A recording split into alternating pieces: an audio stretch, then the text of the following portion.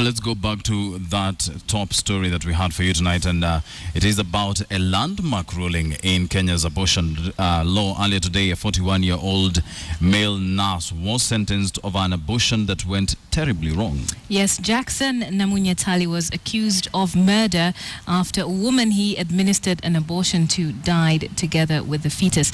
Now, this is something that definitely brings into sharp focus the question of abortion and the law, and in this case, the highest penalty was exacted, a death sentence. In studio with us now is John Allen Namu. John, can you put this into context for us in terms of what the law says and what this sentence means? I mean, it's very confusing for a lot of people who think that the death penalty was abolished in Kenya. But if you look to the history of Kenya and the death penalty, then it starts to get a bit more clear about why it's so confusing and why this is going to be a big debate.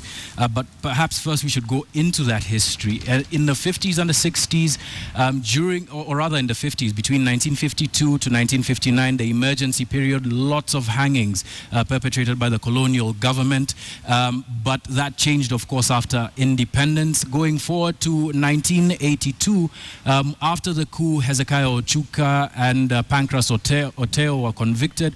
And in 1987, Hezekiah Ochuka and Senior Private Pancras Oteo were executed. But this was between a period of change in terms of the death penalty. Lots of laws were being implemented and lots of law being passed at the international level and domesticated here. And in the push for democracy and change and civil rights, when President Mwai Kibaki came into power in 2003, which you'll see in my next slide, in 2003, the scope of the death penalty was restricted to murder and rape from treason as well as robbery with violence. That was a huge change for the death penalty in terms of how it was perceived. Of course, people who are being tried for treason and robbery with violence would no longer be liable to be convicted of the death penalty, but it wasn't completely scrapped. That's something that people get confused quite a bit of the time. Of course, Mwai Kibaki in that year also commuting quite a number of sentences, about 195 thereabouts, and going forward into 2010, before the new constitution was promulgated, he commuted 4,000 more death sentences, and the convicts who were facing the death penalty, of course, would now serve a life sentence. That had a huge impact later on, but an interesting ruling here that's going to confuse a bit of what's happening today was made in 2010 in July thereabouts. Godfrey Mutiso versus the Republic of Kenya. Godfrey Mutiso, of course, not very well known to the public. He murdered somebody between 2008 2009. He was charged and tried and convicted of murder, sentenced to death. But he appealed.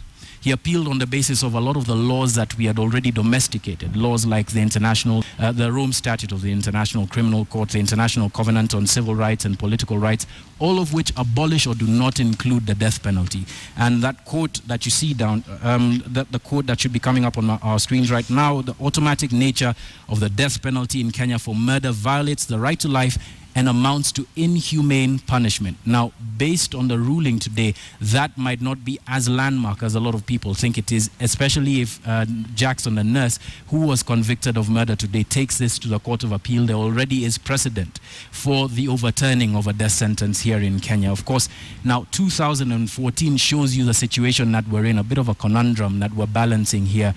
So many people who are on the death row, about 6,000 people, according to Death Row Project, which is a human rights website that follows the abolition as well as the upholding of the death row worldwide. 6,000 death row convicts in Kenya. That's the fourth largest in the world. So what do we do with the people who are on death row? Do we continue to use, especially in the context of murder and rape of minors, do we continue to use the death penalty and hang some of these people, or do we abide by our human rights obligations and commute these sentences, perhaps even reduce some of these sentences and have them serve life sentences? That's something that we're going to be seeing a lot in coming days, Nancy and Wilson.